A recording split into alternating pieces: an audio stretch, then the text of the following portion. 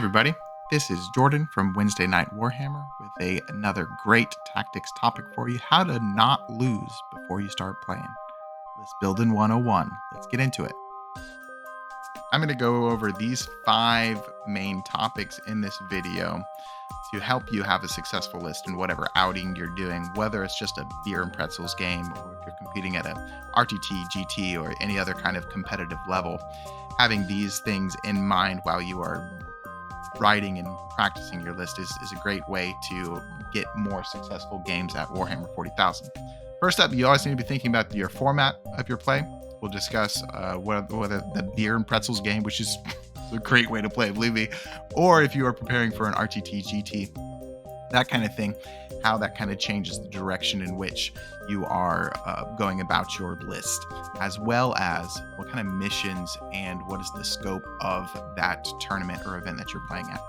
Next up is your game plan. You're going to need to decide what your list is going to do before you even start playing the game. Believe it or not, it is good to think about what your little dudes are doing in the game before you even get there, or before you even start rolling dice, rather. I'm going to talk about the necessity and the importance of scoring units. What are they and how many, and how you should include them into your list, because they are essential. You can't have everything just be a Wraith Knight or, I don't know, Khorne Lord of Skulls. That would be amazing, but good, well-rounded lists need to have scoring units. Then we're going to talk about whether or not the meta should affect your list building and what you can do or what kind of like goes over it. If you're thinking about too much about the meta, it might hamper away from maybe a more casual style of play.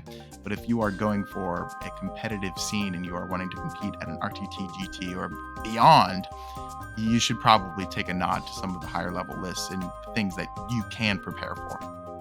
Finally, I'd like to give you a couple of my sample lists that I've been rolling with. I've been having a lot of fun that kind of incorporate these ideas within them. So just to show you how I have thought through creating these lists and how I have made this process a successful one for my gaming. The format of your play should heavily influence your list during construction. If you are playing a casual level, play the units that you want. Play your Harridan, play your Khorne Lord of Skulls, whatever that may be. Make sure you're having a good time. Take some of these ideas in consideration, but play the units you think are cool, maybe look cool, are fun to play, and have a great time. However, if you're competitive, I'm going to strongly suggest that you keep some of these ideas in mind in order to have a successful event, game, outing, whatever. These ideas are going to help you score as many points as you can and have a rewarding time playing Warhammer. One of the things that I really, really like to consider even before I begin to list is what kind of terrain and what style of terrain placement are we having in this event or this game? Are we playing player place terrain? Are we playing GW? Are we playing different terrain formats? You need to understand what units can move around, what units can be seen or not be seen in different terrains, and then take that in consideration with your list construction. If you're playing player place terrain, you probably shouldn't slam every single monster in your collection on the field because they'll get shot before they get to do anything at all. Lastly, take in consideration your missions. If you are playing into missions like Sites of Power that demand a specific kind of unit or a unit that can do something, like characters sitting on points in No Man's Land, or the Ritual with units just spawning objective markers everywhere, you need to make sure that your list can abide by those mission rules and support your primary play in scoring within those mission guidelines. What do you want your list to do? What is your game plan? How would you like to win? Now, one of the things that is good to consider early on in list construction is whether or not you think your list is going to be a list that is going to play fixed secondaries or tactical secondaries. For fixed secondaries, you are going to have a critical mass of units that are going to be able to score those secondaries that your opponent can't interact with. Those secondaries are something like Deploy Teleport Homers, Engage in All Fronts, Cleanse, arguably. But those are the 3 secondaries that immediately come to mind that you you can do pretty well if you have the units that support it. Behind enemy lines is good as well. The other fixed secondaries, like Bring It Down, Assassination, and Storm Hostile Objectives, are kind of not as good to plan around, is because all of those secondary objectives depend on what your opponent has in their list. So it's not really a good case to, plan taking fixed secondaries around those secondaries.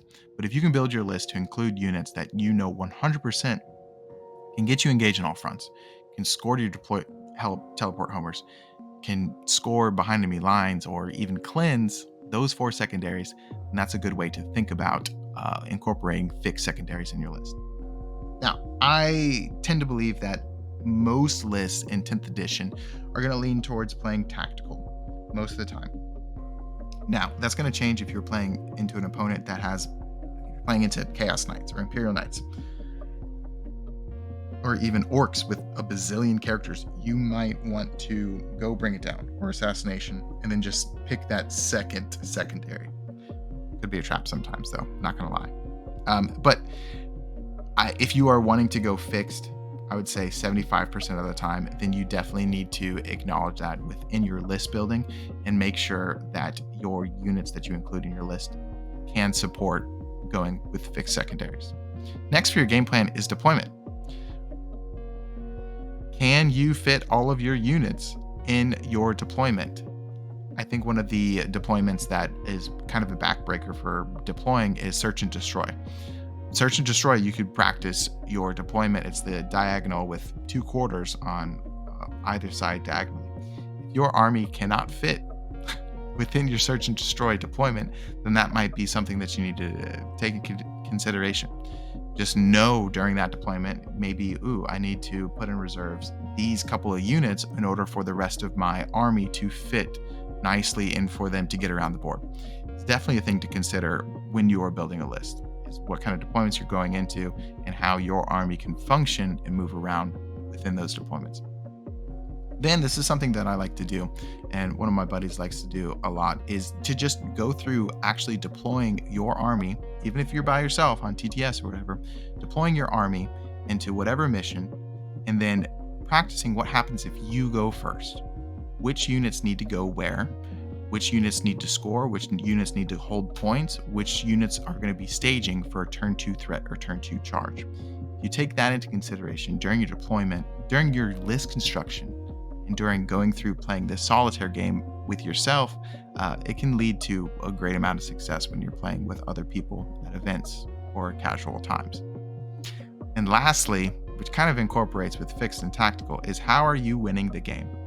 How is your list going to be successful in what you are trying to do? Are you trying to kill your opponent? Are you trying to decimate them before they're able to score points? Or are you trying to deny their primary and score as the game goes along and just win by points, even if you're tabled? For scoring units, I always like to think of like a rule of 3. Every single one of my list is going to have at least, at the bare minimum, 3 units that are specifically designated to scoring me points. Whether that's tactical, whether that's holding objectives, whether that's fixed secondaries, I'm going to have at least 3 units that their entire point of being in the list is they're going to score points. Scoring units are going to include units that are going to be mobile, cheap, efficient, or maybe that can get to places that other units cannot. For instance, I play Tyranids a lot.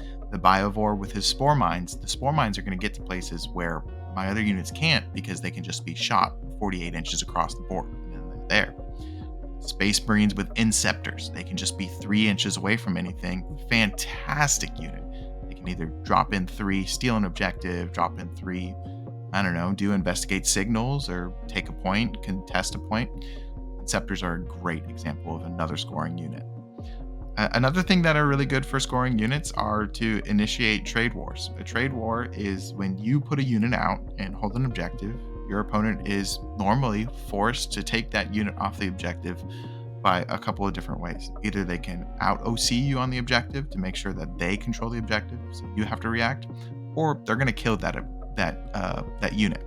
Whether that's through charging or shooting, odds are if they engage with that unit in a charge or some kind of shooting, and that is going to lead your other more important units an opportunity to counterattack and kill that other unit.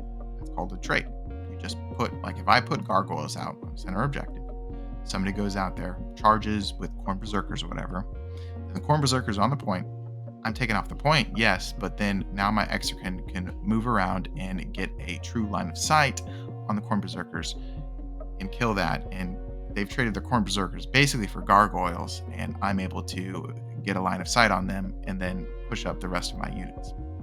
Another really cool thing that I enjoy doing with scoring units is denying primary. If you have units that you don't really care about, then you can throw them on your opponent's objectives, out OC, contest the point, or maybe just move block.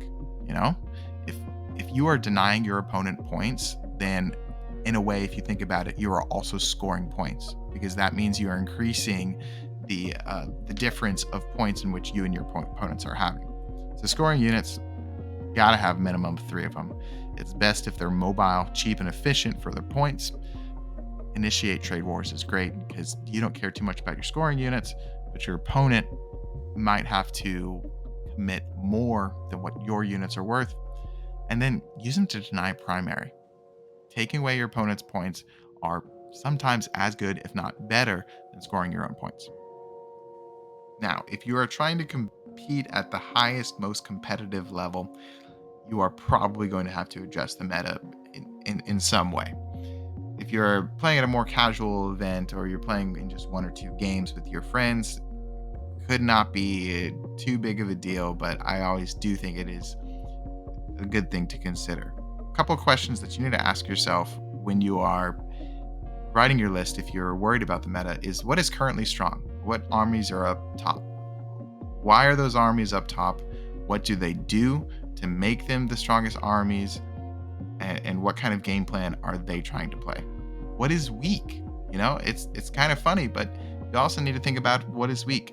If Swarm or MSU units are weak right now, they're not. But if they were, then maybe you're not going to include a bunch of chaff clearing units in your list. If the meta was Chaos Knights, it's not. But if it was, if everybody's scared at a bunch of really, really big robots marching down the field, then you're gonna have to tank a bunch of anti-tank. And it is kind of silly to think of it this way, but big guns for big things, small guns for small things. If you can take that into consideration when you're building your list, then it is going to help you achieve your game plan. And lastly, sometimes it can be hard to tell. Local events can be very, very strange. You could be preparing for the meta of what you're seeing over in Europe or something. Some crazy stuff is happening over there. That does not necessarily mean that, in the United States or wherever you are from is going to be the same meta. So I would not just go online and see if a tournament that's happening across the world. If Tyranids are really good there, that does not mean that your list needs to be completely anti-Tyranids. So take that in consideration. I think you acknowledge the top armies, but maybe don't let it always dictate your entire life when it comes to list construction.